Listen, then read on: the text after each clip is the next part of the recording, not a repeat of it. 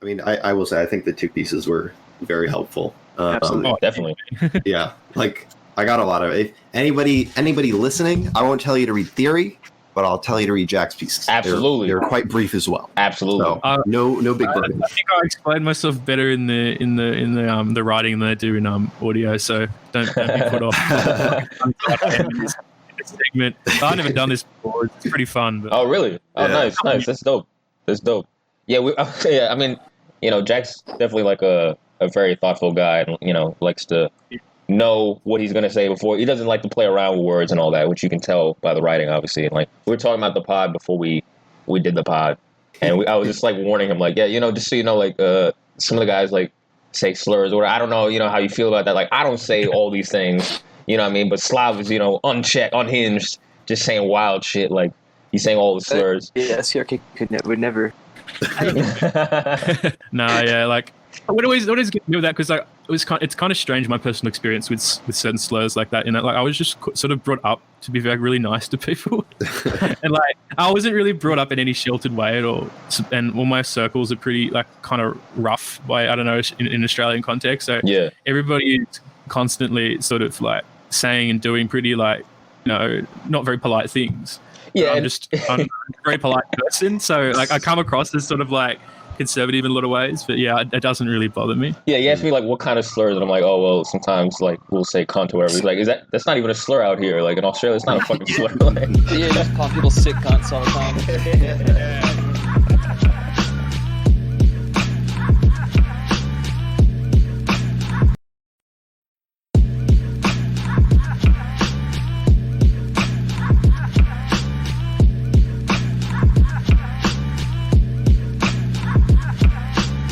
So I'm at Slavoid T. All right, this is Shit Spouter 37. I'm Spicy Boy at He Who is Spicy. This is Black.com pilled. This is the Fed Post.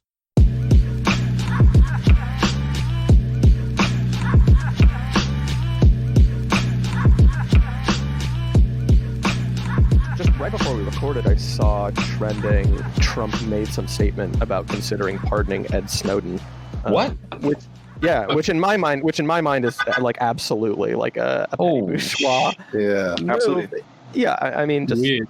Yeah, anyway. I don't know what he's trying to do there because I think there'd be a lot of his voters, supporters who wouldn't be a huge fan of that. Oh well, I'll push back a little bit on that just because I think that the critical his being critical of like the Bush family and wars and all of that was a real plus. And I mean, I don't know, maybe that it's not quite as lumped in with just paranoia of the deep state, distrust of the deep state, or just any of that. Like Snowden is, I'm not saying he's like a right wing hero, but I mean there is a libertarian bent to the right, obviously, and I don't think they fuck with this NSA mass surveillance shit having their phones. I don't think they fuck with that. So I mean, patriotism aside, like I'm sure there's a bunch of like, the Pentagon was like, oh, we should kill this guy, he's a traitor or whatever. Like, I don't know if that rings off the same with, regular like Lumpen right-wing people. I don't know if they have the same argument as Pentagon officials. I don't know. I don't believe that. Yeah, I think it's more contentious there. It's one of those issues where I think in America, from what I can see, a lot of the time, patriotism and libertarianism can be mixed and fused. But in cases like this is when we're really sort of divided it straight down the line. Yeah. I think that's fair. I'll answer. I mean, I'm actually just looking at the trending topic right now, and you're right on the money about mentioning the deep state. I'm like looking at like a couple senators. Well, patriotism making statements. Well, hold on. I'll just read. Rand Paul 5 hours ago. Snowden revealed the Trump haters Clapper and Comey, among others, were illegally spying on Americans. Mm-hmm. Clapper lied to Congress about it. Donald Trump should pardon Snowden. And then Mike Cowdery, whatever, another Republican, pardon Julian Assange and Snowden. Here we go. The deep state establishment was spying on our citizens and doing et cetera, et cetera. So yeah, right on the money. I mean, that's how you frame it, right? And then this is how they get to make political hay. Fuck, this is actually genius. I mean, this is the right hook you respond to Russiagate with going into election season. I feel like this sounds like right wing bitchgate to me. Like I don't really see what the play is because it seems like whoever that's playing to on the right is probably going to be more securely in Trump's side than not. Oh, that's fair. Yeah, I'll get you there. Yeah, like sure. I mean, a lot of people who, I imagine the people who would be like, say, Biden, was that how you phrase it? Like Biden Republicans who go for Biden. mhm. I imagine they would be more, they'd be less sympathetic towards sort of QAnon deep state sort of Yeah. stuff. They'd be, Exactly. Yeah, it'd be more neocon. He may be just trying to reaffirm his base. Yeah, Yeah. It's kind of exactly. seemed a little weak recently. Sure. Yeah, I think it might also just be adding like a response to the arsenal Right. when someone goes like, Russiagate. you know, well, just like a boomer Republican dad being like, oh, you know, he's an authoritarian, he's a modern day fascist potentially, Right. and then you just go, well, you know, he did this, and hell, like, you know, Dad, you might not you might not respect it, but you got to you know, understand that, you know, this is, you know, not the work of an authoritarian. I mean, it might just be something like that. It all depends on how much they emphasize this story. He's doing left wing shit. He passed the eviction freeze extension, the UI extension. He's deferring the student loans. He cut prescription drug prices. He's doing left wing. And he's pre-existing condition, right? And he's, you know, whatever the, I don't want to get into the technocratic thing of ACA or whatever, but like either way, this Snowden thing, like he's doing the shit that we're supposed to be after. You know what I mean? Like, Snowden should be fucking pardoned. Like, he did a fucking good thing. He should be fucking pardoned. And I don't know if it's just a boutique PMZ thing. I mean, maybe you're probably right. There's probably something to that. But at the end of the day, all these fucks, these deep state fucks, you know, however you want to frame it, the NIC motherfuckers, they're all linked to, like, Bush and Clinton people. They're all the neo-lib they're right there. That's who they are. They're all with them, with the Biden coalition. Like, that's them. They're all the same blob. You know what I mean? So, like, Trump, you know, especially with the Obamagate shit, like him being tapped by them, like he's always framed himself as outside of that. This is perfectly in line with that, and reaffirming his base is very savvy right now. This close to the election. Yeah, I mean, that's fair. I mean, I feel like I would need to see it be sustained a bit more before I put a ton of weight in it. Just because what is sustained more? Like doing more of the left wing good stuff. Like I feel like he can provide relief, but if things continue to stay chaotic, it might be too far out from the election to actually do, you know, give him the boost he's looking for. Right. And so, you know, in terms of it being a strategic play, I would assume there would just need to be more follow-up from that before it can really be like, you know, this is going to pay off in November. And that's sort of why the Snowden thing rubs me the wrong way in terms of like, is, you know, like my understanding of Trump this cycle around is that he's leaning into his advisors more than he should, and that was sort of, you know, that's certainly what the right is saying. Yeah, well, I've seen people on the left say it too, just in that like they're like, from a strategic point, he's not playing to his strengths from 2016, and he's, you know, they're predicting his loss. Like when I see people predicting a Joe Biden win, it's usually tied to that. Sure. So yeah, so that's I just think it would need to be a little bit more, and like a more left stuff would be good. Like more economic relief would be good. It's just how much is he actually going to do that? Yeah, I mean, I think like you know, given what we had we had been, you know, talking and reading up about, you know, the Lumpenprol and all of that, and you know, to throw my hat in the ring of the latest of many people to say maybe condescending or negative things about the Lumpenproletariat. I would think that as a voter base, which I mean, right there, maybe my basic concept is flawed, but like as a voter base, the Lumpenprol is a little bit more id to like the middle class's ego, which is to say they're a little more, they're a force of reaction, right? So anything that's going to be done to influence them, votes, to the extent that they do, I would think that you would want to pander to the Lumpen closer to the election, and then right around now is more the time for battling for the middle class. Now, of course, we have like an electoral system that favors the middle class, so you always want to be doing that.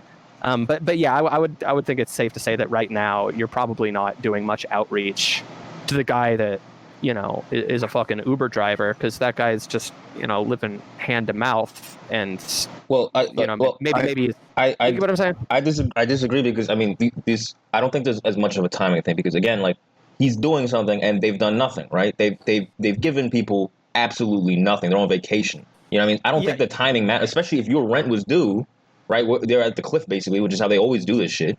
And your rent is due and your landlord's on your ass. I know people who are like who were pressured to get evicted months ago already. Yeah, and well, let's say it like this: there's you in this year. You have 2 times where your landlord wants to evict you.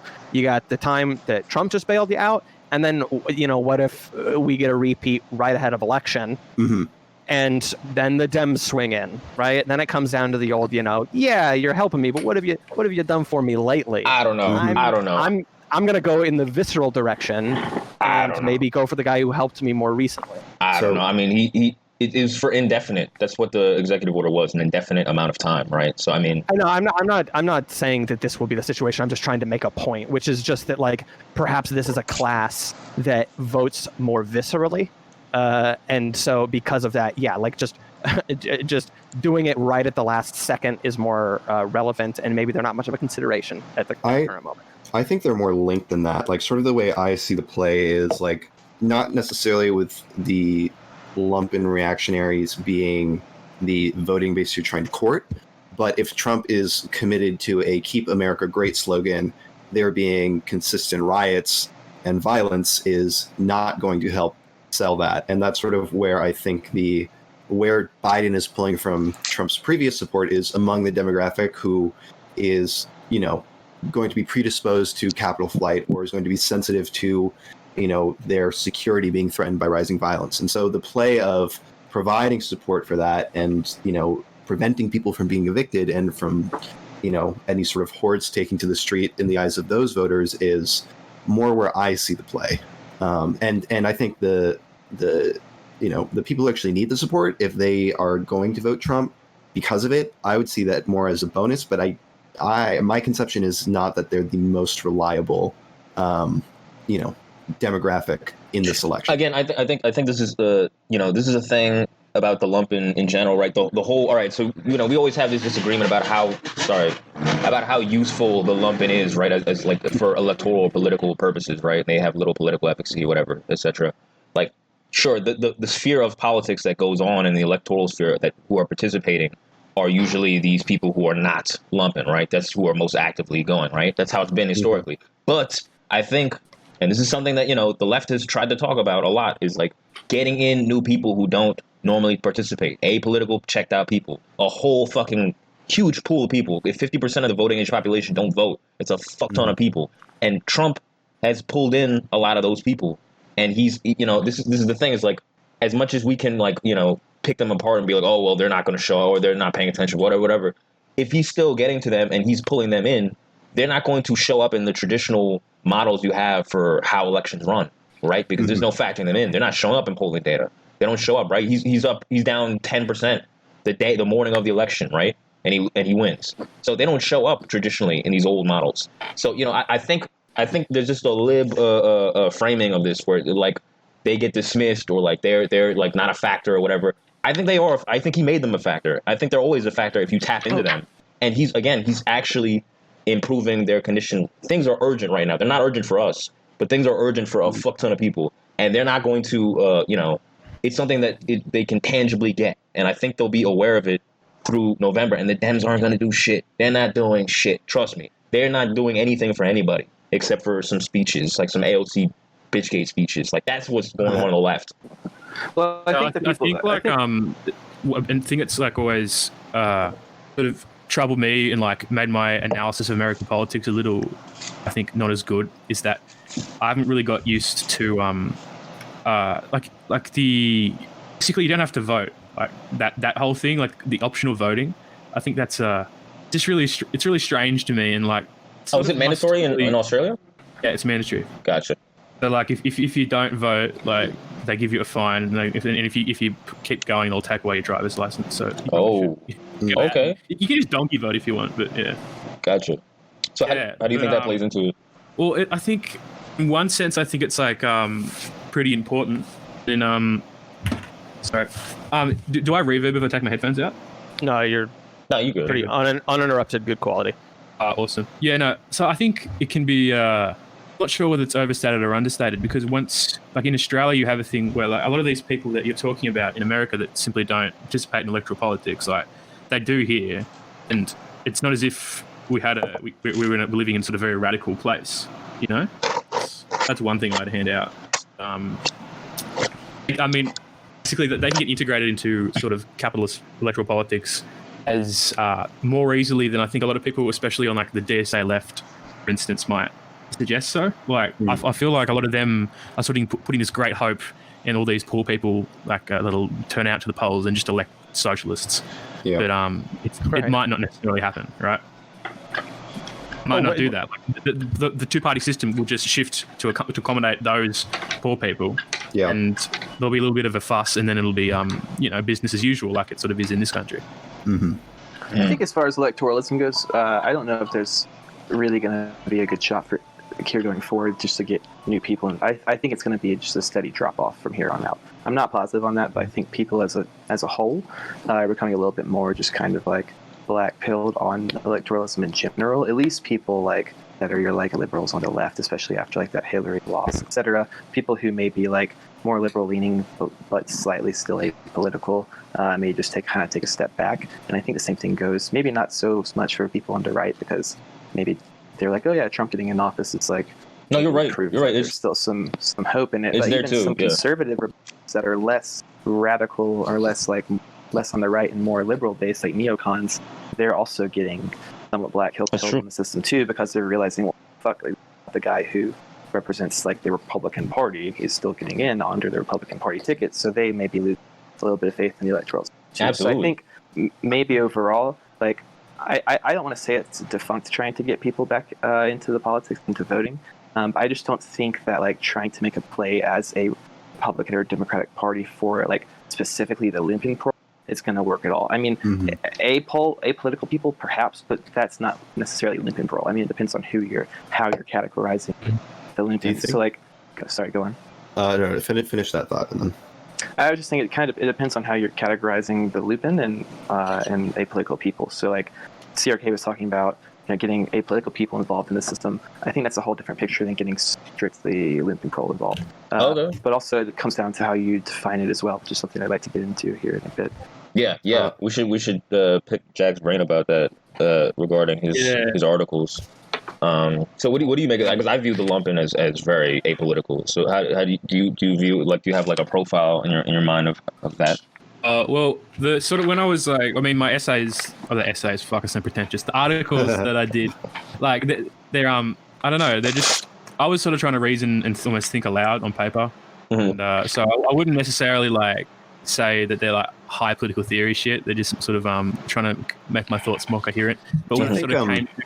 Do you think you could explain briefly like a summary of the analysis just for anybody who hasn't read it? Yeah, good idea. Yeah, definitely could. Where I'm at the moment with it is I sort of felt that like the common position you could come on with Lumpenproletariat is that there are the bottom, say the social sort of class system, and importantly they have an irregular, and that's a vague term I know, but an irregular relationship to like the means of production.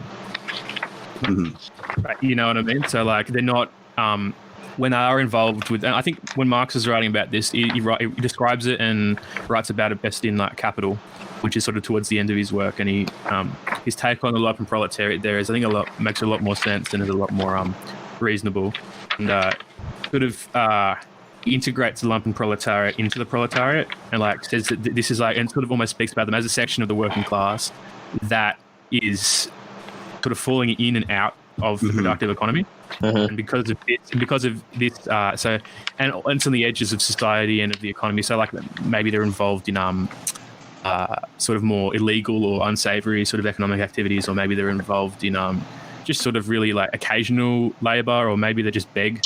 Right. And it's this sort of weird irregular relationship that they have to the economy gives them a sort of a special set of characteristics that are distinct from the rest of like the proletariat. That was my take I got so far from reading it. And even contradictory within the Lumpenproletariat as well, because as much as they're proletariats that have been Lumpenized, there's also, like you were saying, that's kind of a mature take on it in Capital, but in Engels talk about them as being, kind of like cast off from all the other sections of classes, kind of like this mass that's cast aside by every other class. So the Lumpenprole is also, made up of multiple, made up of people who maybe had previous class relations that were different than they are now as the Lumpenprole, and not always just working class as well. So that's kind of one of the big things that I think leads to confusion as far as the synthesis and analyzing what exactly the role of the Prole is and kind of how to play to them. Because it seems as though Marx and Engels themselves were quite confused as well.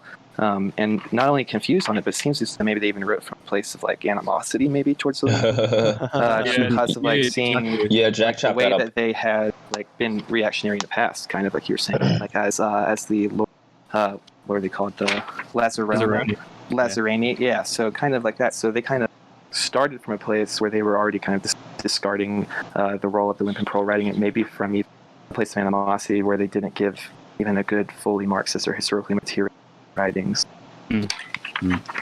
Yeah, like I think there's that in the earlier days, I suppose it is more around the 1840s when that big revolutionary wave is just starting, and when it's sort of really actually happening. Their sort of take on the Lumpenproletariat is a lot it's a lot more like polemic, you know what I mean? Like it's a lot more politically charged. I don't know, that's probably the wrong way to put it, but I don't know another way to say polemic, and polemic kind of sort of sounds a bit wanky, but you know what I mean, I hope. It's very much so in the material circumstances that they're in that time, kind of looking at it from the way that Lumpen functionally acted in their own revolutionary moments. Yeah, because they was sort of very much in the 1840s really engrossed in that big revolutionary movement that was, fusing, I suppose it was, some people call it red republicanism. It fused sort of liberal middle class aims with working class socialist aims against the sort of the monarchies and feudalism. And in that sort of struggle, they saw, let's say, two primarily Lumpen forces really go against them and really politically act in a reactionary way, and I think that definitely informed their writing. In the later period, like when's Capital written? Is it like in the 1880s?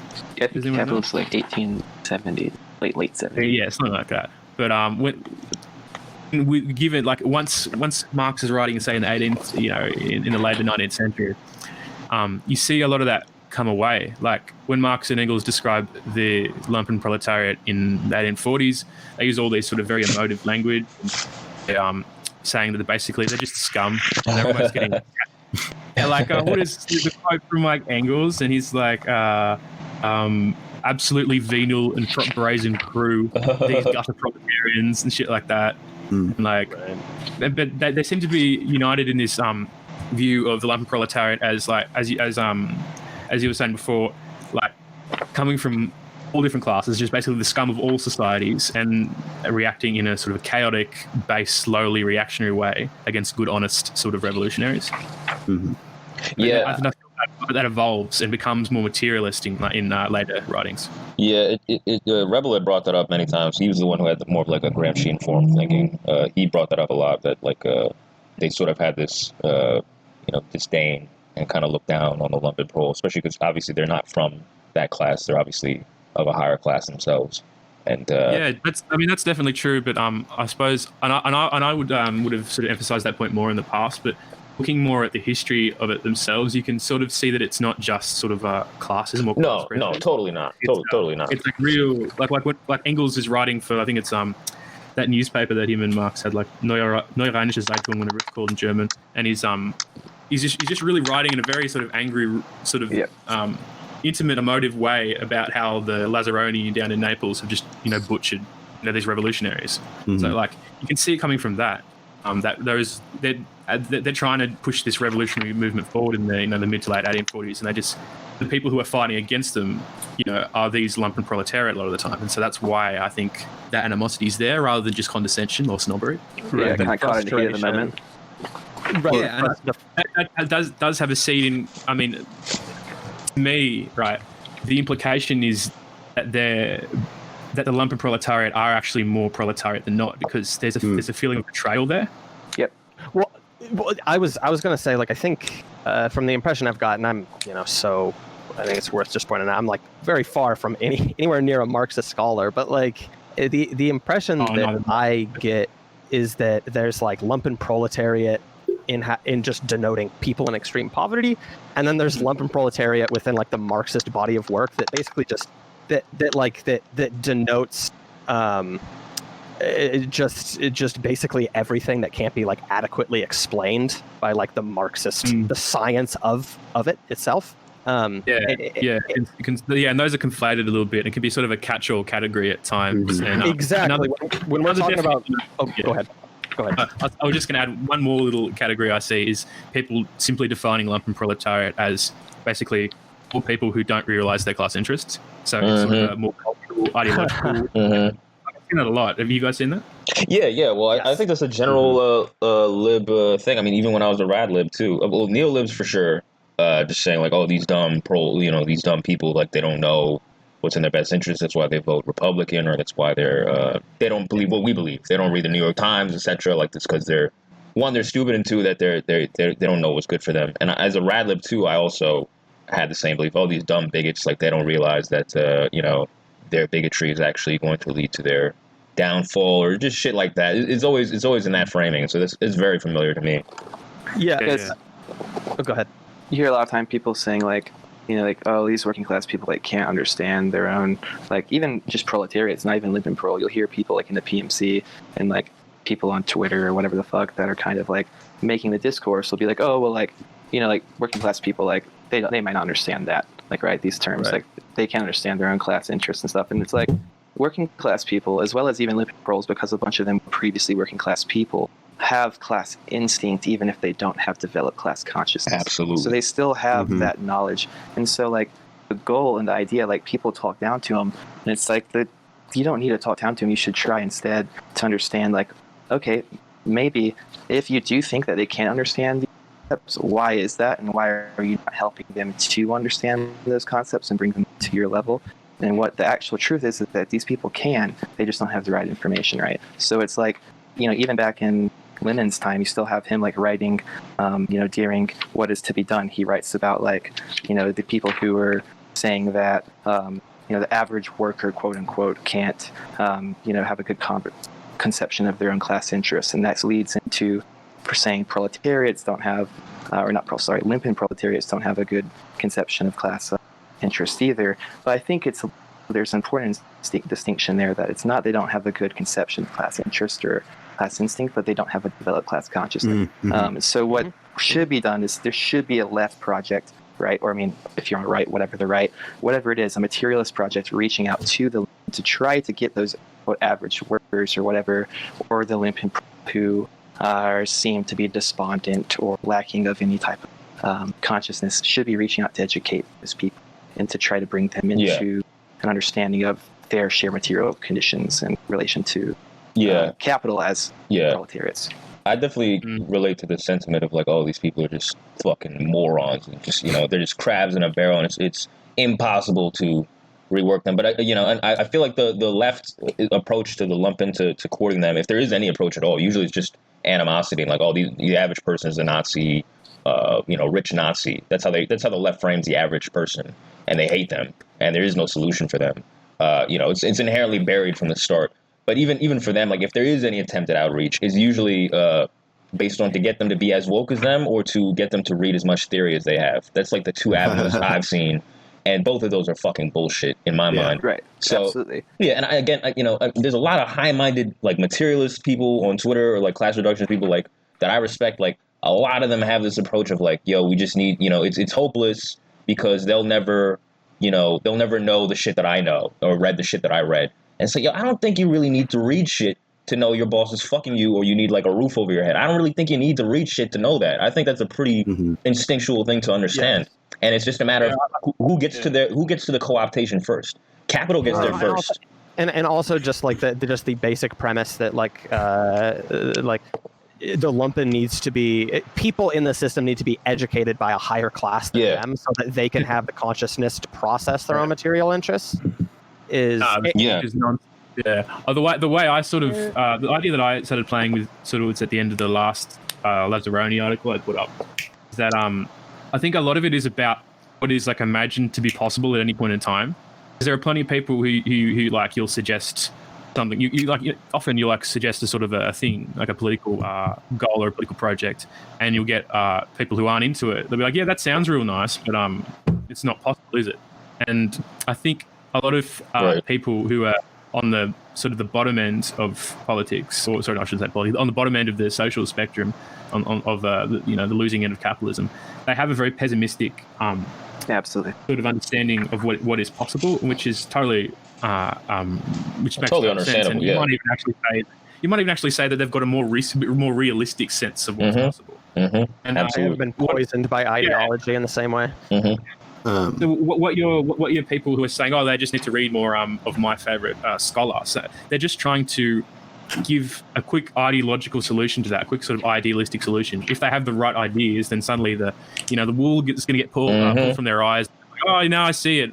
Comrades, let's rally to the barricades, which is a little bit silly in my point of view, because they know, like, even without because anyone can bloody see it, that there's just no movement, like political movement like that, that's going to do anything, right now. Right. And that's just a fact. Yes. So like when I was looking at the Lazzaroni, they sided with the king of Naples, the king of Sicily.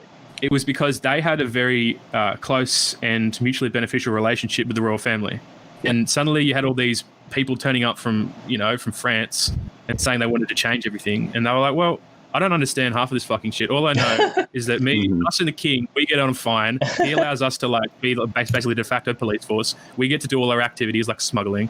And what are you going to get? You just some random French people, and you're just going to and all of you fucking have glasses and just read literature. Right. We're just going to take you out in the street and hang you, which is what they do. Yeah. And Garibaldi turns up in 1860, and he's got a whole revolutionary or liberal revolutionary, but still a revolutionary movement behind him. The Lumpen proles are like in Naples, like, oh yeah, this is fucking sick, cool. So they abandoned the royal family. Gotcha. But suddenly that future is very possible to them because it's happening everywhere. So throughout Italy. So just to clarify the point, like why was that latter movement more appealing than the French one?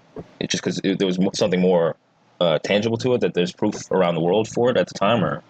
Well, I suppose there might be like 2 or 3 reasons that I was thinking of. The first one is there was people like to say that nationalism got invented at in 1940 or some stupid number. I don't know. People like to think that nationalism is like a novel thing, and I get that in a 1619. Yeah. Whichever 1789 is another one they'll put up too. Yeah. The Treaty of Westphalia, people just put dates and it's but basically there is sort of like a in-group out-group sentiment that's been there for a long time in lots of different places, right? Like you can't deny that. And in Sicily there was a sort of a strong in-group out-group sentiment going on for a very long time. And I think that might have informed their feelings towards, say, the French Revolutionary Armies when they come in. Sicily had multiple uprisings against foreign occupiers all throughout the medieval and early modern period, and they have definitely a sense of of distinctness, even if you don't want to call that nationalism. So I think that's going to inform part of it. Gotcha. Gotcha. And towards the 1860s, pan-Italian nationalism is starting to become more of a force, and Sicilians can start to think of themselves maybe as more Italian, but obviously I'm not like an Italian, fucking Italianologist or anything, so I don't know all the details here. I thought you were going to say, don't worry, I'm not an Italian nationalist. I was like, all right, because you sounded like one. I'm like, Jack, remember your team, bro. Crossing off my next topic. What do you think of Mussolini? Oh, yeah, he'll be made to train one on top. Yeah. And I'd say a big reason Lumpen were able, where they kind of switched towards that more liberal revolution, and also previously sided with the king, is because they never had any close contact with the French revolutionaries weren't in their communities doing they had a beneficial relationship with the king, right? They didn't have any beneficial relationship with the French revolutionaries. They didn't know them.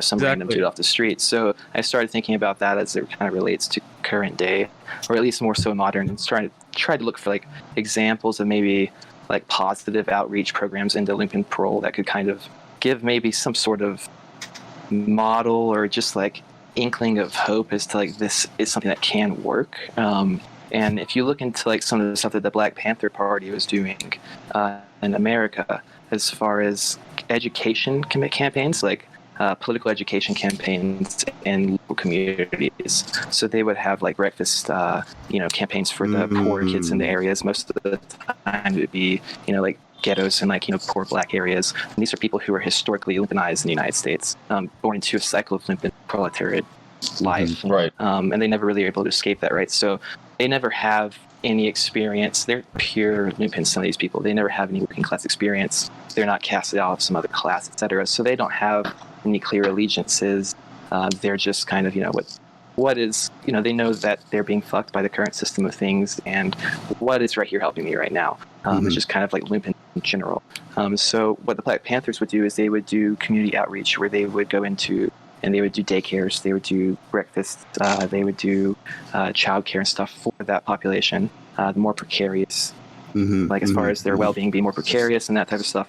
So they made that relationship with the Lumpenprol, and then they brought Lumpenprol into their ranks, and they raised them to some of the higher parts of their organization. For instance, like Malcolm X would be originally considered a Lumpenprol because he was the released jailbird, right? And like Marx and Engels, the way that they would go through and they would categorize Lumpenprol originally would be like jailbirds, people who recently have jail, thieves, people who have irregular. It worked on Malcolm X. So, I want to jump in. I really like the point on precarity, and I think it sort of gets to what I took away from the two pieces and sort of how I've been thinking about the Lumpen proletariat. Because I as well, I'm not well versed in any of this, and my understanding was always that the Lumpen proletariat was sort of people who found the means to survive outside of the economic system and didn't really have a buy-in. And really what I took away from the articles as the sort of punctuating factor is precarity, and that the Lumpen proletariat are the most precarious, and in that insecurity there are sort of codified forms of security within that insecurity, and that's sort of what these what brothels and what gangs represent is a means to survival that's outside of the system but is still formalized in a sense. Absolutely. And so they're reactive in that the precarity of their position is the most immediate concern. And so when I think about why they'd be unreliable, one is that there are existing structures that are not necessarily within capitalism, but are the space is made because of capitalism, that they would have an interest in defending. And then as well, because precarity is the primary motivating factor, they are easily bought off, right? Absolutely. And so scabs, right? So I'll let you go.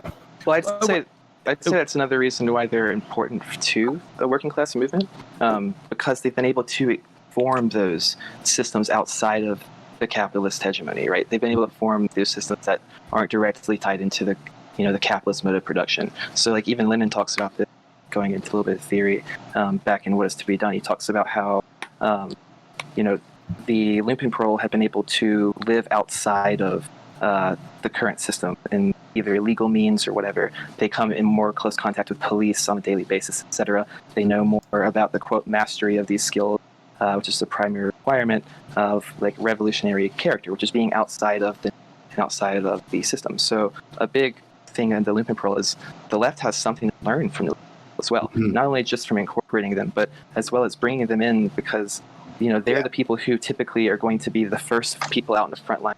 Have some application, right? Chat. He was talking about how the protests in Portland are kind of serving the Lumpenprole function of being that armed band of reactionaries on the streets, right? They're typically the first people to kind of do that type of armed conflict with the state. They're typically in skirmishes like that. So what Lenin argues... Yeah, exactly. Yeah. Lenin argues is that in itself is not to be discarded or anything like that, Marx and Engels would say before. Previously, but he argues that in fact that's something that the only reason why that's detrimental is because there's not a strong organizational force directing that and controlling it. So that it should be a main focus and goal to reach out to to incorporate them into the movement, to learn from them their ways of operating outside of typical structure. Yeah, apply practical application. Use their spontaneous uprising. Absolutely. Right. And this is what I was kind of what I was getting at earlier, which is just that. It does just seem like the science that is Marxism, the Lumpen proletariat is just the category that is just what cannot be properly explained by just like labor workplace relations. Just like a labor-based or a Marxist analysis doesn't work for this one group that like they even put a name to, which I think is like a funny kind of like act of hubris, as opposed to just saying like our method has blind spots.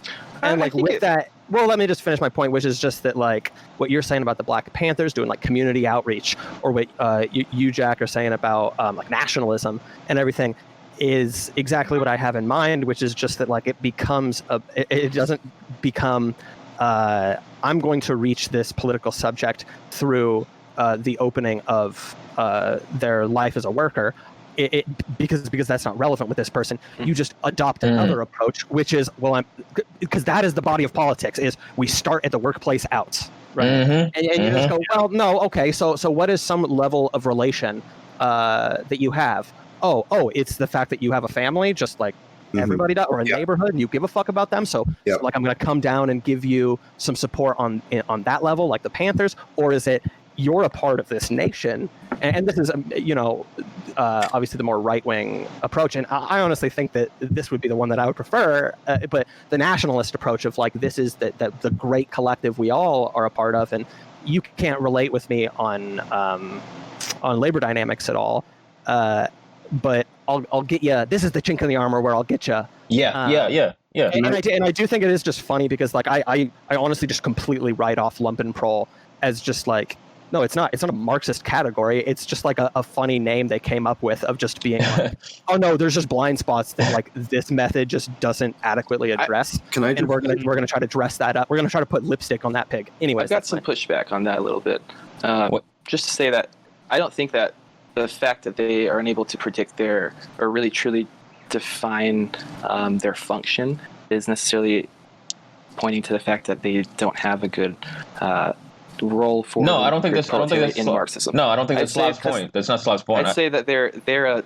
only reason that Lumpenprole really exists is because they are the failures of capitalism, right? Like proletariat's being forced into the Lumpenprole system, so it's less so a catch-all of like what they couldn't understand, and more so just like these are the externalities and negative externalities of capitalism that have yet to truly like really come into play as it is now in the modern day. Like, I don't think Slav is discrediting the term. I think the point is that it's good that it's flexible and that it can adapt to and be recontextualized now, like you're saying with the gig economy and all that. Like I think that's a. Well, I also just think it's not to say that like you can't do a Marxist analysis of them and that's a complete wash. Just that like it doesn't really produce like an examination doesn't produce as adequate an answer as it does for the working class and the middle class.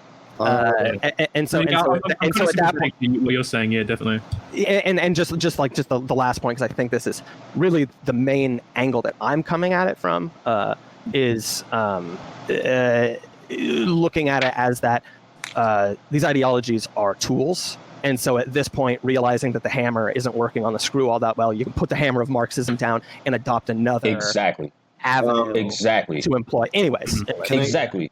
Because I just feel like this whole thing there needs to be this the high-minded approach, like Marx and Engels obviously are leagues smarter than all of us, obviously, sure, but the thing is like there has to be a way to translate these things down. You could be right and accurate and the smartest person in the world and not move anybody, and not get shit done for anybody. So it's not enough, and that's why Slav had I had Radlib perceptions of what nationalism was, and Slav had like.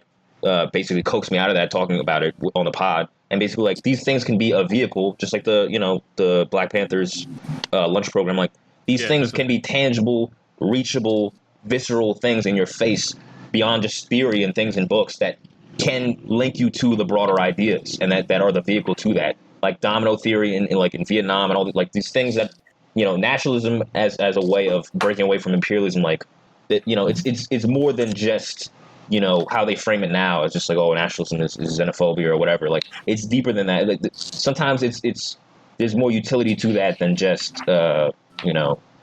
just that consequence of it. Or if it's small-minded, if that's how you want to frame it, like that's not the end goal of it, and it can be used for something bigger.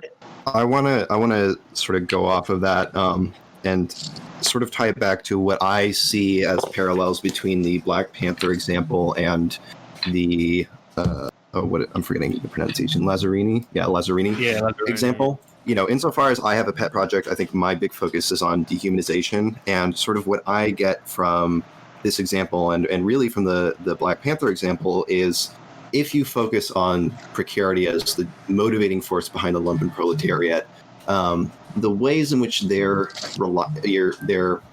allegiance to any sort of left project could be undermined is because capital could easily take advantage of that precarity, right? And sort of when I think of the antagonism that Marx and Engels have towards it, it's this unreliability from the precarity, which capital is very well positioned to take advantage of. And when I think of how a left project would counterbalance that, I think both the Lazzarini example and the Black Panther example get at it, which is there's a humanizing function which acknowledges the precarity and looks to address that precarity, and through that, sort of build develop some sort of allegiance. And so, like with the king, sort of what stuck out to me is how Jack described his relationship, the relationship as the king of Lazzarini, and this intimacy that the king of Naples had with that group, from not just like recognizing, like providing them sort of opportunity of subsistence, but sort of engaging with them on a more interpersonal level and recognizing them as such. And parallel to that, the Black Panther Party, I think, doing those sort of meals and doing this sort of daycare kind of stuff is acknowledging this group of people as people and focusing on their primary needs, which is, addressing that precarity and somehow reincorporating them into the system, right? And the class allegiance coming from that. And when you counter that, when you think of the people who are like read theory, what that is so dumb to me is because it's like that does nothing to address the precarity. And I think it dehumanizes, because it's like, you guys would be a great tool, so you should perform the role as a tool for us. And with like Slavic nationalism, I would caution that as well, because I think you can just as easily get into being like, hey, like you should join this thing. We have this like, national movement. These are your people. And they can be like, well, I'm not getting anything out of this, so why should I rely on you? Like the viciousness with which capital can undermine a project that would include the Lumpenproletariat is through that precarity, and it's through that precarity that a left project would need to be built on and focus. Yeah. It's like I think one of the things is that I was just thinking before was that it's good that you guys are like, I feel, doing a lot, thinking in a way that a lot of left is not, in which they sort of seem to sort of walk away from the real politics of things, like real politics, which is basically strategies of power. Right. You know what I mean? Absolutely. Yeah. I think they're. I think they're. I like they're to think of idealists. themselves as the second coming of Kurt. The second coming of what? Yeah, because like exactly. There are a lot of there are a lot of people on the left. Even those who are going to say, I identify as materialist, they're going to be like, read theory. We need to have more political education programs. Right. And like, I think that is putting the cart before the horse. Right.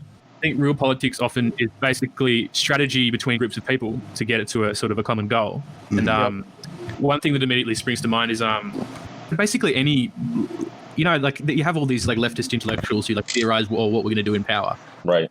But whenever what they talk about, maybe I haven't read enough, but what they talk about seems to be really divorced from what actual leftist governments do when they're in power. Like I remember reading about, I think it's Allende in Chile, and they were having so much trouble like cementing their power, which they'd won electorally, and they had to come up with all these sort of, I feel like they had to sort of almost do all this new theoretical work, which was just directly applied to sort of real political practice. So they were talking about basically opinion leaders and discovering who opinion leaders were and swaying them and bringing groups of people over to their side. Gotcha. To their political project through these measures and these incentives. And that sounds really different from what a lot of what you hear the left talk about, but it is in fact basically what politics is. Yes. Which is kind of always does my head in, because it's like I remember once I was kind of recently I was arguing with someone and I was basically saying something like along the lines of this. And this person was like, "Oh, are you just basically saying that everybody is like this Randian objectivist?" Like the fact that I was talking about interests and self-interests and collective self-interests rather than moral values and imperatives, it meant that I was sort of suspect ideologically. And I thought that's ridiculous, because I always thought that, say, like Marxism was about a battle of interests between different classes, not about a battle of moral, not like a moral debate. Yeah, I think that leads into your stress or I think definitely. I think a big hole in the Bernie thing, and the thing that I learned about the left in general through the whole thing, is just like the whole, would you fight for someone else like you would fight for yourself? And this whole, a lot of the wokery left that's like based on like 100% empathy, and the read theory shit where it's like, oh, if you read this, you'll think exactly the way I think, and then the world will be fixed just off that alone. Like, it's very idealistic shit. That happened with Corbyn too. In Britain, there was, I think, all the newspapers like adopted a line in Britain, of course, about who you should vote for, and like the Labour newspaper, the Labour tabloid, which is the Mirror, I think they put out a headline on election day, which was like, do it for them or vote for them, and it shows you all these people who are having a really hard time, like kids who don't have homes and people who are on food banks. And I remember looking at that, I'm like, oh, okay. That.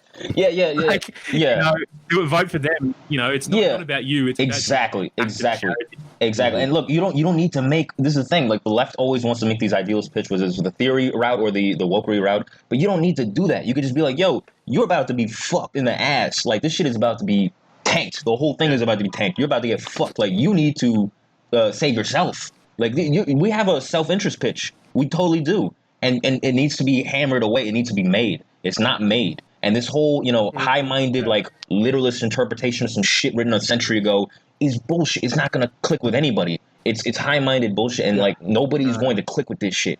And you're just going to be... If you're going to go around for politics, you need to tell people what you're going to give them, right? Like, exactly. You up there, and you want their vote, everybody's going to ask, what are they going to give me? Exactly. So people become engaged in politics because they're like, well, no one's fucking giving me anything. Exactly. So, and you can't do this shit off guilt. It's not good. That's not a good enough drive. You can't be like, oh, you should feel guilty because you're not donating, or you're not, you're not woke enough. You're not. I would say that it can be a good drive for certain sort of people, and those people are usually materially stable. Yeah, exactly. Yeah, cucks, basically. Yeah. I think basically they don't have to worry about the material exactly much. Exactly. They can be like, they can go up, like you were saying before, with the Maslow hierarchy, and be like, okay, now I can do this next level, which is about self-affirmation. Exactly. And just right back around to just like the emptiness of the middle class, and just like, you just go up to them, and you just tell them like, you don't want to be a piece of shit, do you? And then oh god, oh no, this is the most important thing in my fucking life. Tell somebody, exactly. Tell somebody working at McDonald's like, hey, don't you want to be a good person? Don't you want to be? They don't have time to think about that shit. They're trying to fucking pay fucking rent. Nobody's trying to fucking worry about like. Go ahead. I think that sort of is the two sides of that middle class cultural politics. Is one side is telling you, oh, you don't want to be a bad person, do you? And the other side's like, hey, guess what? I'm a fucking bad person. Yeah. And I'm bad. Flicks James Dean leather jacket collar. Kids. I think you can do just straight material change while at the same time spinning that for the sections of the petit bourgeois you might want to get as being the way to be sympathetic. It's like, okay, so through these real material changes that we're talking about, that's the way that you can be the most sympathetic, and like that's the way you're going to be able to help these other people around you that you still might want to help. Be it from like empathy is still a driving force that is real in a collective society that's like humanity. Like I think that's just like we're a collective being, and there is definitely empathy, and it's a driving force. Sure, it's not the only force to reach you. Right. I think that, like you're saying, it's definitely been. I think it's unreliable as the prime political impulse. Right. But it's an offshoot. To help along, it definitely is a good thing. And if we didn't love in our lives, where would we be after all? Right. Sure. So I think you can do both. I think you can focus on pure material change while relating that in a general sense to morality if you need to, for the people that you need to do it. I think sort of like my interest in when the Black Lives Matter stuff was going down, I think everybody was, all the people in our circle of Twitter a lot of them were very dismissive. And sort of the avenue that I thought if I was trying to convince friends to adopt the lens I had was you start with Black Lives Matter, and then you have to tie Black lives to Black livelihoods and get them to acknowledge that, the material needs of Black people is a huge factor in the justice issues that they're preoccupied with. And then from there, transition from Black livelihoods matter to working livelihoods matter. Are you an All Lives Matter guy? Huh? You sound like an All Lives Matter guy. I was trying to dance around that. Holy shit! You can't. The Black Lives Matter to All Lives Matter pipeline. But not quite.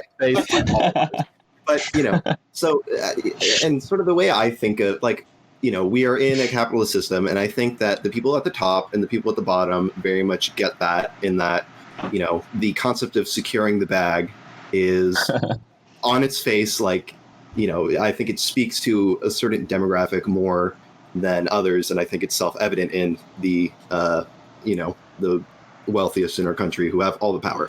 And really what I see the middle class as is they are not that reality is obfuscated, and so they get caught up in all these moral campaigns which they can't see the relationship to. And it's really a question of, is it worth the time to try to go from Black Lives Matter to Working Livelihoods Matter? Right. You're trying to combat with that. They don't have all of the power, so they're not clear in being like, well, we just need to accumulate as much capital so we can call the shots. And they are not completely precarious to the point where they're like, well, we just need to make ends meet, so like secure the bag, fuck everything else.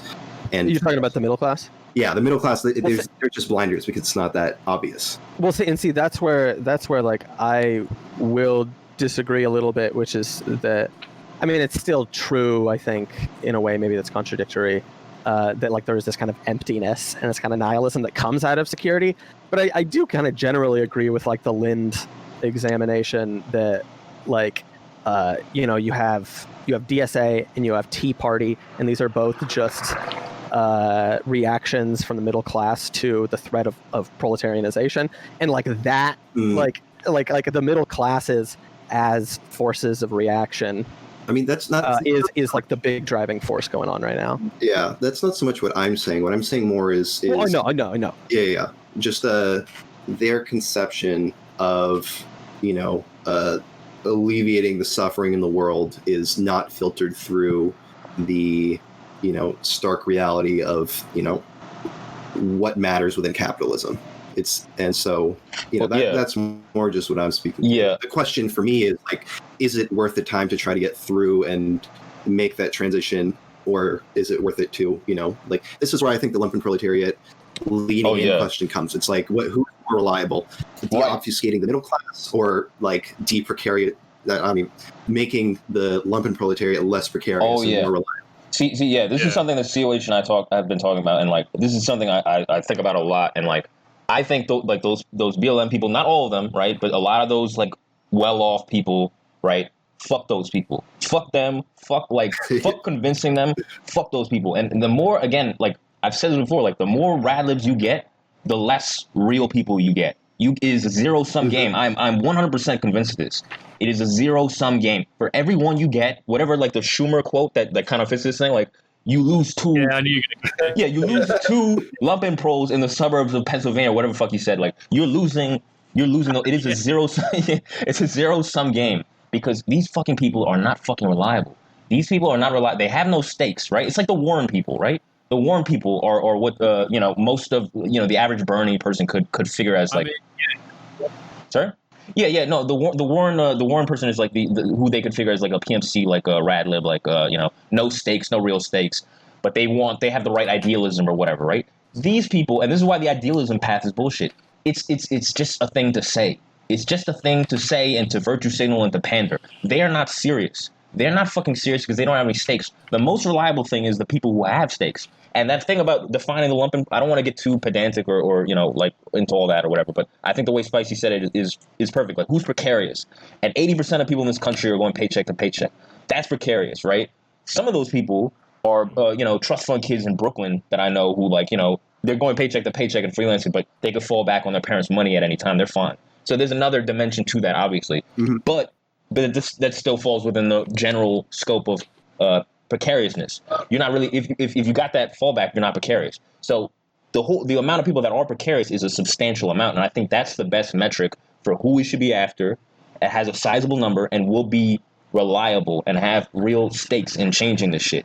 The other people, I don't. I mean, when I'm talking to, I've got lib friends. I've got rad lib friends who are into BLM and telling me Biden's harm reduction. I do take that approach you're taking, Spicy. I tell them, like, look, you want to do this shit. You know how you really do it. There's this other level to it. There's material level. That's how you really do it. The thing you're talking about is superficial and will last maybe a week or two or a year. You know, you want to really fix this shit. This is how you really fix it. So I take that approach in, you know, one-to-one discourse. But aside from that, like, I don't trust these fucking people. Reed says this shit all the time. Yeah. You cannot trust these people. They've got no stakes. That's the thing. You know, we all know that, you know, accelerationist argument or whatever, like, as this shit really collapses, they will have stakes, and maybe then they'll be on board. But till then, fuck them. Fuck them. Don't talk to these people. You know, not talk to them, but like, they're not who we should be going after. This might be a fun way to describe it, and there's two questions that come with it. But really, like, the question is, do you want to do a project where you're going to be going to classrooms and debating with you know, the middle class, educated people who are, you know, controlling, you know, the blue checks on Twitter, or the blue checks in the making, or sickos in the making, sickos in training, or do you want to go into you know, like, lunchrooms and provide food for kids and integrate yourself within the community? It's like, which of those two strategies, you know, obviously this is an abstraction, but which of those two strategies it seems more promising? And I think as well, like, which two seem more fulfilling? Because I don't like getting in dumb debates on Twitter, because I think it's dumb and pointless. But also because it's just like it's toxic, and it's just a complete energy drain, right? Yeah, but like, I agree with you, and it's like when you go to say you're trying to anyone from the, like, say the DSA wasn't that quote or that figure, 30% of the DSA earns over 100K a year. Holy shit! Some shit like that. I did not see that. I heard that heaps. Well, I might be wrong, but I've heard it. But if I'm wrong, there a lot of other people are wrong too, because I keep saying that around. It feels right. It feels right.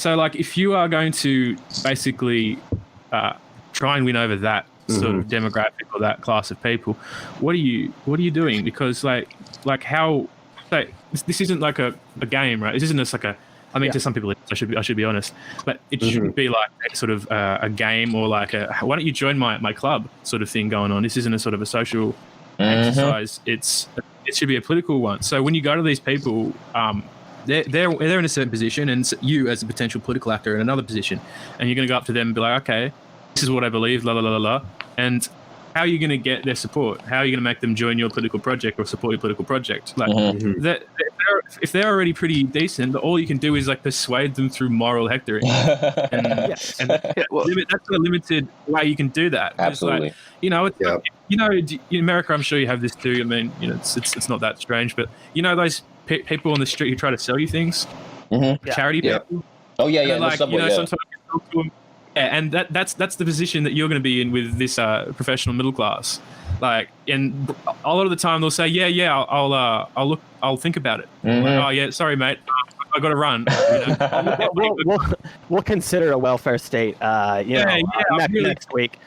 Really thinking about that welfare state. Yeah, probably good. I really like what you guys are doing, and a lot of support, but I really I can't stay. You know, that's what it's like. But if you're going to someone who does need something, and suddenly you're useful to them, and you can really get something going on. Right. But I think one of the Labour parties and social democratic parties of, say, the Western world, and even and going into sort of the global South, a lot of the more radical parties. That's how they got created, because there was a constituency that needed something, and their needs weren't getting addressed, and they were getting more and more powerful in that society. And a political project came along and started acting in their interests. I don't see any way you can really do that with the professional middle class. Yeah, I think, and the thing that one thing that I think is getting conflated here that I think is important to name is that, like, I feel that when we're talking about the bourgeois and them just being comfortable and so them not caring, I think that a distinction needs to be made that I think we're lumping in a big way just motivation to get involved with the political system or votes, as opposed, which like saying like they're comfortable, like there's not a drive for them. Like, well, no, like, hold on a second. Like, no, they have their class incentives. And the meaningful problem at the end of the day is that they're not in line with your well-being. That's what I'm saying. And so like it's not, it doesn't, like, there's the they're comfortable and they don't give a fuck argument, which is absolutely relevant in political viability and winning an election. And then there's the, well, no, they very much have interests though, and when those interests are expressed in the political system, it's at the cost of working class. Thank you. That's what I'm saying. It's a zero-sum game. To say like, oh, like they don't have any skin in the game. like, you know, they're comfortable is really more just saying they're not a high value voter, which is just flipping the Lumpenprol thing on its head a little bit and saying, well, actually, really, it's the middle class that's overvalued. Right. The person living, you know, in the lower position is actually a lot more valuable because they're just a better motivated worker. I think there's an interesting little thing you can go into here. It's like, well, I think a lot of it's where is left politics even going in America? I mean, with the whole Bernie stuff. I mean, when we're talking about on this subject, I think our reference point basically is the Bernie campaign and what they were trying to do. And, you know, they were trying to win over Warren people, etc., and not concentrating as much on people who, you know, some would characterize as lumpen. Like, what was the Bernie campaign specifically trying to do? Right, it was trying to put a little bit more of a welfare state into the United States. That was its like immediate program. Right. And which gets to what you guys were saying earlier, just about like, do you make it so that it's a little easier to get into the middle class, or do you make it a little more comfortable to be in the lower class? And obviously the Bernie experiment was the latter. Yeah, and I suppose the traditional welfare state program was to have it both ways. So, like in Australia, for instance, subsidized university degrees are considered part of the welfare state. So someone on basically comes from the Lumpenproletariat class can, like, in sort of sheer numbers terms, can get a university education because of the support of the government, right? That facilitates that. And then at the same time, people who are sort of very poor and on the bottom of the economic spectrum, they can still get universal healthcare or unemployment benefits and all that, and free schooling and all that stuff as well. So I think what happens is that, like, you can bring those two things together and make a sort of a welfare state that sort of looks out for the middle class too, while sort of keeping the working classes and even the underclass quite happy. And that's the stable medium that a lot of places have got to, and is getting corroded by neoliberalism. And it's like America's trying to sort of get to that state where we're already at. And I think the sort of professional middle class play a very strange and uncertain and shifting role in that, and it's hard to really understand where they're going to go. But yeah, hopefully you kind of got what I meant there. It was a bit rambling. I wanted to just put a little bit of pushback just on what Spicy was talking about, as far as being either, do you want to reach out to the classrooms and try to debate to the middle class, or go directly into the lunchrooms and give food to those that are precarious? I think that's just a bit of a false dichotomy. Like, and I know that we probably all understand that, obviously, and we're talking about just what's more functionally relevant as far as the main tactic. But at the same time, I think that being said, it discounts there is still an influence, and ideology is still a pretty powerful force, especially among the middle class and those types of people. So even though, you know, material conditions drive ideology and form ideology, there's a dialectical relationship between the material conditions that are then created due to individuals' ideologies. So I think that you can still make a play that is still ideologically attractive to those more liberal tendency middle class people, not on a base of pandering to them or trying to get them, or even really reaching out to them as much as just not trying to completely disregard them and distance yourself from them, just as you wouldn't do with them. Like, if, you know, like, you're gonna get those more leaning, bleeding heart liberal PMC people that are gonna flock to the left projects, because left projects are based on some sort of program of liberation, right? And most of the time that's going to go in line with their more highly idealized notions of morality, etc. So I think it's still important to attract those people and to not push them off, but not to let them direct the direction in which you're going, and not to try to pander to those people, but to stay resolute in material, you know, change. But still, like, you don't want to say like, oh, we've got some rad libs that are here, we're fucked forever now. Like, I think in order to have an effective movement, I think attracting some rad libs is a good sign, as long as you're not pandering to them directly. As long as you're not allowing it to. I mean, I think you got to fight a two-front war. One of those being a culture war in that way. You need to have the cultural chops there to fight that fight.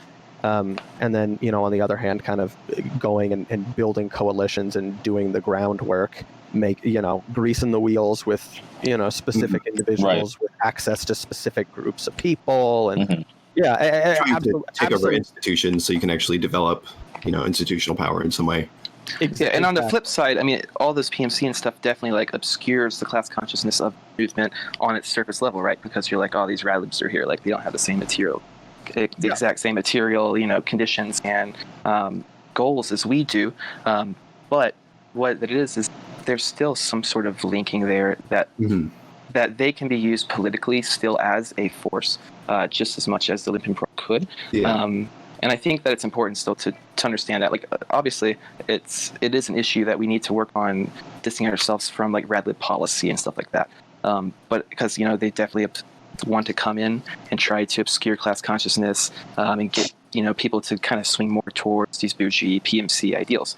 But I think it's that we just need to be resolute in saying, like, if there needs to be some sort of party or organization or some sort of left movement, and when that does happen, or if it ever does happen, it needs to be resolute in saying that it is not going to go off these identitarian rad lib policies, but that their solutions are going to still be the right solutions for those problems that are being raised in those issues. Like, just because you're admitting that there is an issue that exists, doesn't not by any means imply that you have to use that as a reality to constitute the way that your policy is shaped. Yeah, I mean, if you can get them without pandering and catering to them and bending to them, that's great. That's fine. But they're of the managerial class, right? They usually come in with demands and ways of reshaping the narratives and all this bullshit. That's usually their mindset, to come in and redirect things the way they prefer it. They're not usually these humble people that come in and just sit and be quiet and listen. That's not how they move, usually. I'm not going to say all of them, but that's usually, they've got some authoritarian tick to it of how the convo should go. So, if you can get them in and not cater to them, that's great. But in my experience and from what I've seen, that's not how it is. They come in to dictate the conversation. It's like Slav said, they have different interests, and not only different interests, perpendicular to what the working class or the lumpenprole or the underclass desires. And well, and this gets to something I've talked about previously on the show, which is just that, like, I honestly think that if you have a working class power politics or whatever we want to call it, why we are gathered here today, like, if you have that, like, and you're not black pilled on electoralism, then I think that the networks within the American right now are the places in which you should be wheeling and dealing and, like, thinking about running a political campaign. Because, like, I mean, I think that I'm not really prepared to give like a huge long case for it, but I honestly just think that, like, yeah, I mean the interests of the urban bourgeois are just, like, a lot more rabid right now because cities are a fucking nightmare, and just I think that they have a much more thorny position in politics right now. Yeah, exactly. And then speaking of disposition, and then I mean, culturally, like, they're fucking psychotic right now. The last 4 years has just been like Saturday Night Live, just like building to like seppuku next week. You know what I mean? Like, it's fucking insanity. And so I think that the concessions that you need to make to the right is actually probably less of a hindrance than the concessions you would need to make on the left right now. And that's no fucking credit to the Republican Party, which are still comically fucking, like, Snidely Whiplash villains. Just to build off of that, like, to clarify, like, I said abstraction, I think dichotomy is a better way. I think you described it better, but I'm not saying cede the ground entirely. I just think in terms of project building, I don't see the middle class as the place for it. I see that as an ideological ground in which to have, to sort of combat the forces that CRK is citing, right? And the looking at the more precarious, and that's not exclusively Lumpenprole, is really where project building needs to be done. And if you go into the ideological combat, treating it like it's project building, I think that's sort of where you get into this very, like, burdensome, toxic discourse where you feel like you have to commit to converting minds because it's going to build power when it's really not, and it's really going to waste your time. But you still do need to have that battle, but just more to, fend off the rad libs who are going to, turn the Bernie campaign into a more middle class. Yeah. project than lower class. Yeah, and I'm taking this from a real politic perspective. So just by numbers, right? It's a pyramid, right? There's less people on the top than the bottom. So fuck those people. There's not that many of them. You know, you can't weigh them out as like, all right, well, if we get the PMC people, well, that's as viable a group or a pool as the Lumpen pool or whatever, and whatever how you define each of those things, whatever. There's less of them in the former than the latter. That's a fact. That's just how income inequality works. That's just how the whole thing is set up. So fuck that. You know what I mean? Like there's not that many of them, and they're louder. They've got more presence in the media and Jacobin or whatever, all these like outlets or whatever. But there's not that many of them. There just isn't. So they should be a back thought. They should be on the back burner. But they need to be. You still need to like fight against them because they are the ones with institutional power. Oh, They're absolutely. The ones No, exactly. And this is the whole thing is that it's just like. It's like, no, we have a bourgeois, like our electoral system, and honestly, probably like any representative democracy is like just system is a bourgeois form of government, right? So like we need to collaborate with the middle class, right? It just so happens that right now, just by circumstance alone, the left middle class is just like the psychotic drunk after a breakup, and they're a fucking mental breakdown. And like what's good for them really isn't good for much anybody else but them. And then the people on the right are, they just, but then we need to get into just like the fact that like the right is kind of like an impotent political machine in a lot of ways. Yeah. But that's like a completely different matter. But when CRK is saying Trump is extending benefits and freezing evictions, you should vote for him. Like that's what I think you're speaking to is. There's some wiggle room on the right to work with that at least, Trump is offering, and you should lean into that rather than just reject it. Yeah, power politics. Like these things exist to serve man, not the other way around. Mm-hmm. I mean, the issue kind of is that you're America's in this very unenviable position where it seems like... All right, well, don't fucking brag about it, bro. You sound mad content about that. You're going to rub it in you. You're like building a welfare state, trying to build a welfare state at a time when this class you're talking about, this professional managerial, professional middle class, right, is at its most dominant, at least culturally, probably in numbers as well, right? So it's hugely dominant, and most other countries that built a welfare state, right, they did so at a time when that class was smaller and less dominant and had to basically hitch itself to the wagon of the organized working class through the trade unions. Now it's been put in the other direction, and the trade unions are desperately tagging along behind this professional middle class basically vehicle, and that's why you're always going to have. I mean, no, you're not always going to have, but at the moment, what you have is sort of left politics, which is basically a vehicle for the professional middle class, which occasionally throws a bone or mentions labor. Yeah. I mean, it's basically just like like politics as just like a bunch of shorthand symbols. Right. That's what leftism is. That's what they're about, right? I mean, the professional, managerial, middle class, whatever you want to call it, it's all about basically exchanging and trading of symbols, and that becomes politics because that's like that class character starts to enter politics, I feel. But like the problem is, I don't even know how you get over that structural impediment, right? What do you even do in this place? Cause, I mean, it's sort of in other parts of the world. It's also a problem because this class of people getting more powerful at the expense of the working class is going to materially disadvantage the working class sooner rather than later. You know? Mm-hmm. Yeah. I mean, I think that I will say, because you said that like it's pretty, there's a good amount of PMC, and so I do acknowledge that, but with the asterisk next to it that like there really isn't that many. It's just that there don't need to be so many, right? You know what I mean? They're more potent. They're a concentrate juice, right? So you can spread it out more, but like there's still not that many of them. And I think right now one of the big things that I'm just looking at is that they're the ones closest to proletarianization. And so right there, that makes them that's the biggest thing that makes them volatile as far as like an option for coalition building. But also that also means that they're like the closest to just like political impotence in my mind. And so I do think that that's like you were kind of just like, I mean, how do you deal with such a bum situation? And I don't necessarily know if like the PMC falling lower would actually be like a good thing, because it might be good to have that counterweight to balance out the rural bourgeois.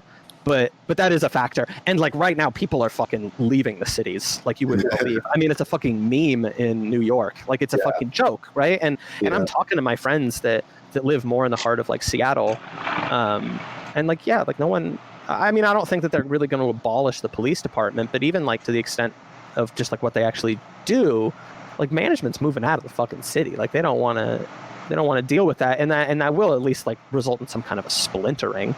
Or they're building $4 million fences. Build that wall, baby. Build that wall. Start local. I think what everything should be oriented around is how does the left build power, and I think this is what I really like about like Khaled.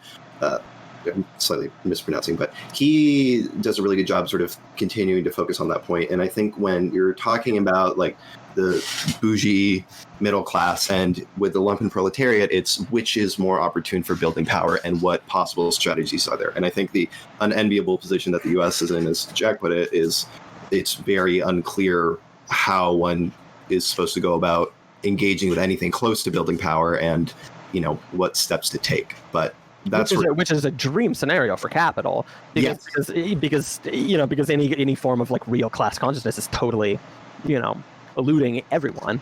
But yeah, sorry. You got to sort of ask what does the PM, because I mean the term PMC is kind of a difficult term because it can mean different things to different people. But like, just like Lumpen. True. Exactly right. But I think it's even more difficult at times. Definitely. But assuming we all have the same generalization of that term means, like, what do they want politically now? I feel like a lot of it's like very specific to naturally their interests. So what are they after? They after debt forgiveness for university or college debts, right? That they're after that. Yep. They want you get the feeling like they want national borders to be less. Well, then they're not concerned with national borders as much, or they want it to be sort of lessened, because they tend to live a more globalized life, right? And then they aren't impacted by, say, influxes of in the labor market. Right? Absolutely. You can go through every one of these issues, and it's like, okay, well, this helps them, this helps them, this helps them. So, how do you integrate these things into the left project? I mean, if it's a working class project, I mean, there's no reason why you can't integrate, say, free university into, say, welfare state project. That's what I think most European and not European, because some didn't, but like at least that's what happened in Australia down here. That those were integrated together, and I feel that brought smaller at that time in the 70s middle class. It really brought them into the labour movement's orbit. Okay, I don't know if I would say that exactly right. It brought them into the Labour Party's orbit. Right. And in 72, for the first time, with the election of this guy called Gough Whitlam, you had a very big win from the Labour Party for the first time in ages, which incorporated a new sort of section of the sort of liberal middle class. And a lot of the legacy of that is that same class of people still adore Whitlam, and they talk about what he did in the university sector. Hello. I know Did you cut out there? Yeah, sorry, I think I cut out. So Whitlam, is you can get. Okay, I think I know. Basically, it comes back to the same problem I sort of we all touched on before. It's that in a world where the PMC or that class is so big and influential compared to how it was, right, for whatever reason, how do you join those two classes together without having the PMC dominant? That's what I'm saying. The Corbyn campaign, the Bernie campaign was always just trying to form a coalition between them. The reformers, the Remainers, and the left. Same thing with the Bernie, the Russiagate libs and DNC libs with the left. Like always trying to form this coalition. It is impossible. These groups are antagonistic, right? However much that's an oversimplification, whatever. They are antagonistic fundamentally. So like it's not possible. So we should just let that shit go, because we've tried it. We've tried it 20 fucking times and it never worked. So let's try something else. Even if they're not like directly antagonistic or anything like that, even if you don't want to characterize it like that, what you can see is that they have different interests. And if one group is more powerful than the other group, then the more powerful group's interest will win out in that compromise. Exactly. It's because the movement so weak, and like what ends up being thrown to them is just just chips. Like they just throw a bit of you can organize a little bit more if you like. I mean, I think that like the middle class overpowering, like the working class interests in a political party is like not a good enough reason in my mind to like have it be a deal breaker. Because again, like I just think that that's going to be an outcome of our political forms. And here in the States we have only two parties. There's more than two parties here, but like very much so compared to a lot of other most other fucking countries. And like and so I do think it's important to acknowledge that like whatever we're gonna fucking do, it is gonna the middle class is going to overwhelm working class power. It's just hopefully getting the less shitty deal, right? And I think that the big thing. The big thing about it, I mean, I don't know. I don't want to sound too dismissive of what you're saying, because to a certain level of severity, like you're absolutely right. But I do think like a little bit of shit needs to be accepted in the soup or whatever. Whatever metaphor we use. What I understand is like how you get that. Even if you have a compromise, I'm agreeing with you. We have the society that we have, right? Right. How do you get compromise that is good, is decent? For say, socialism, working class stuff, when balance of power is skewed how it is. Yeah, I think that's why you need some type of party outside of the two-party system. Maybe not even purely based on winning electorally, but just based on a third movement, absolutely antagonizing and still working electorally as well to get real material changes. But something that is outside that PMC framework that can be more of an actual working class, underclass base. I think so that they can be less co-opted. Maybe like the yellow vests in France might be the best bet for America. Exactly. Yeah, well, but then look at the yellow vests. I mean, from what I understand, it's like the political right is more represented in the yellow vest protests right now than the left is. Yeah, I'd say it's not so much a left project, more so just a vehicle for power, like it's anti-establishment. Yeah. And yeah, I mean, yeah, I think the yellow vest people, and it was like, who's your favorite candidate? And like 20% of them said like Le Pen, and then like 19% of them said Mélenchon, the left candidate. Right. And then no one said what? Yeah, it leaves a big 60% of people. No one said don't like care. centrist establishment dude Macron. Exactly. Yeah. It's just anti. That's what I've been saying, and that's I guess why I'm a Nazbulb. Like the anti-establishment sentiment is the prevailing sentiment, and whatever degree there's you have to accept some shit in the soup, and you have to compromise with the PMC class. That's fine. But if you're talking about negotiation, you highball, right? You highball. That's how you end. If you have to compromise, and it's along power dynamics, you're gonna have to compromise. Sure, but at least if you have to fucking highball, if you know you're gonna accept some shit later, you have to. Otherwise, you're gonna be eating more shit. So just highball it now. Make it a pure underclass agenda, economic agenda. And look, if these motherfuckers are so virtuistic and idealistic that they'll care out of the goodness of their heart to spite their own class interest, then let them prove it. Prove it then. If that's really what they feel. Well, the point I wanted to make really fast, I realized I just cut you off, Spicy. Sorry, but you're fine. Just because I wanted to emphasize it again is, we were talking about like, God, how do I reach these PMC? And again, I'll say it, like the last the last year at the very least was like a lesson in the fact that like I think you can't, and just like like the workplace or the relationship with nonprofits or companies that are viable because of large government assistance and subsidy and everything. In that way, like the professional middle class, the professional urban middle class is living a middle class existence greatly because of subsidy. Right. Mm-hmm. And I don't mean just distributive measures from like the government or something like that, but I mean like, the whole immigration policy and H-1B work visas and things like that, where I mean, like, no, they're on an island that's getting smaller.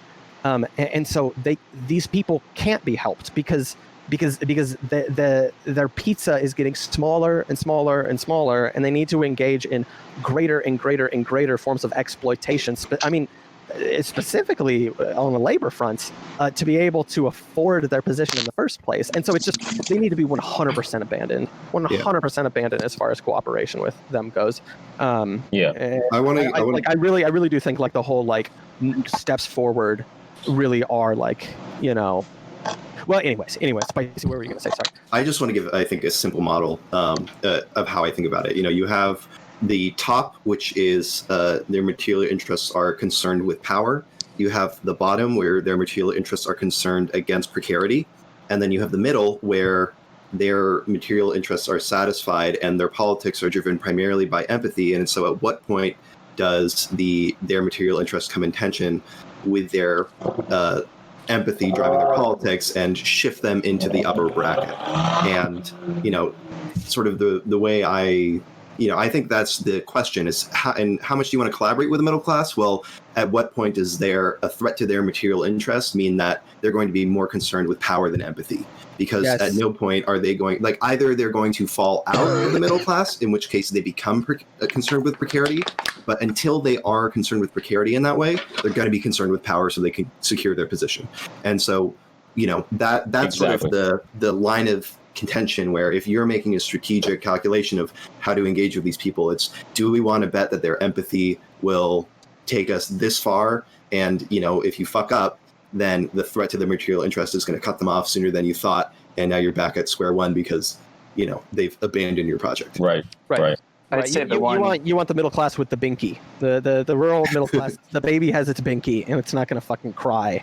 Yeah. Freak out on you. What were you saying? The one kind of glimmer of hope from all that there, Spicy, which there isn't any, and it's quite dark in itself, though, is that there is such a rapid proletarianization of class PMC. So hopefully on our side there is to where more get pushed into precarity, the proletarian side, just hanging the balance.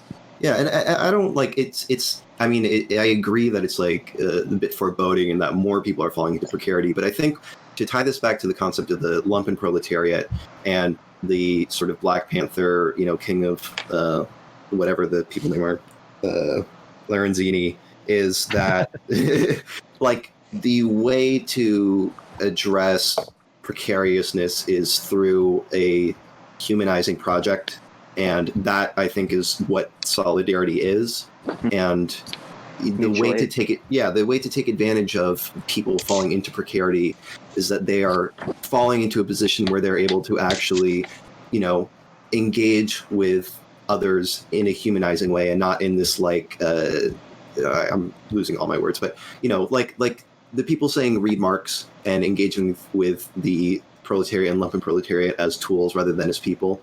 I think the proletarianization will force them to actually engage with people on a human level, and that sort of solidarity is what will produce any meaningful project. And it's just being well positioned to actually ensure that happens, and that capital can't, rip everyone apart. And I think it's important that we as people, maybe you don't call yourself a leftist here, but whatever, work on trying to position ourselves to where we're ready for that. To where we have organizational structures in place instead of lagging behind that, because it's already happening that there's already spontaneous movement happening within working class, within all society in general. I think it's hugely important to try to focus on something, get systems in place to do that human outreach when we do it, which even are now, but it's going to be even apparent, and we're going to need to have some sort of structure, some organization to be guide.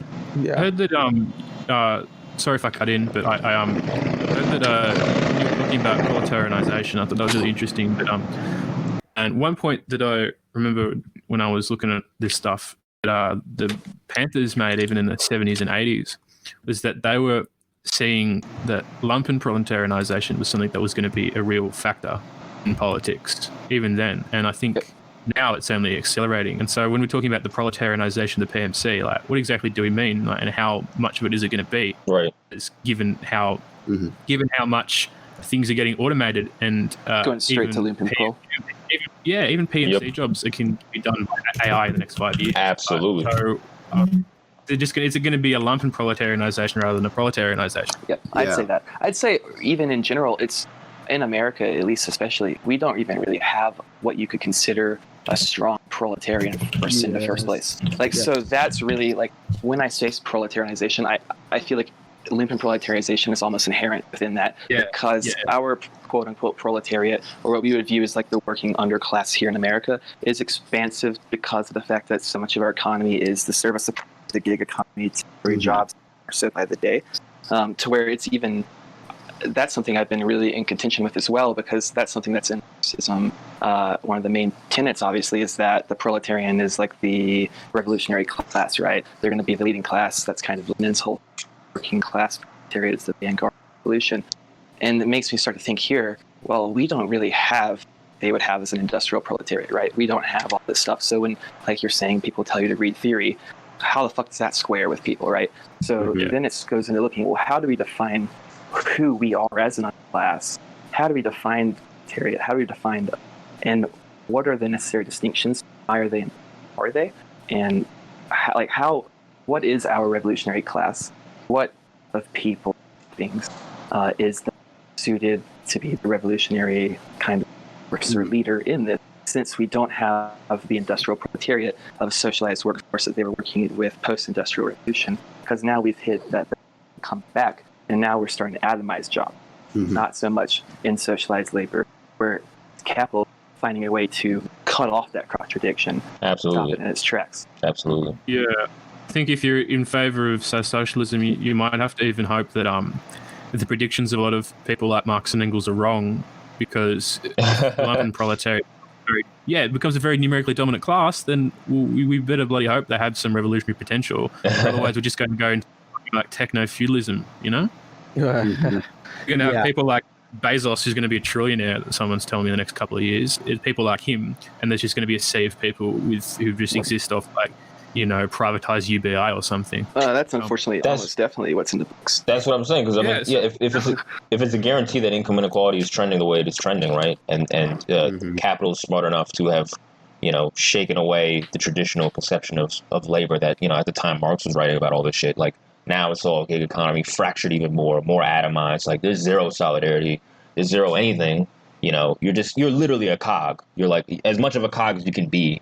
You know what I mean? Like, that's the way things are headed. And at that point, you know, they outsource the labor, right? That's the first thing. And the next thing they can do, the next logical thing they'll do is automate it to get it even cheaper.